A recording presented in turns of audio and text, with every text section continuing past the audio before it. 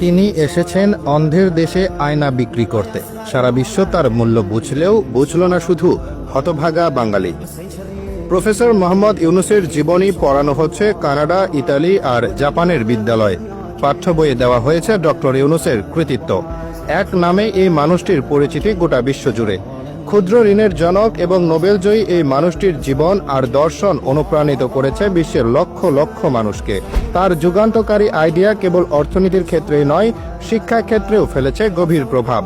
বিশ্বের উন্নত দেশগুলো যখন তার শিক্ষাটুকু লুফে নিয়ে তাদের ভবিষ্যৎ প্রজন্মকে অনুপ্রাণিত করছে, তখন নিজ দেশেই তিনি হচ্ছেন অবহেলা আর সমালোচনার শিকার। বাইরের দেশে ডক্টর ইউনূসের এক একটা লেকচারে সম্মানী দেওয়া হয় সর্বনিম্ন $৭৫,০০০।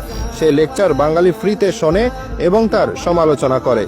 কানাডা, ইতালি ও জাপানের মতো উন্নত দেশগুলো ডক্টর ইউনূসের জীবন আর কর্মকে তাদের বিদ্যালয়ের পাঠ্যসূচিতে অন্তর্ভুক্ত করেছে।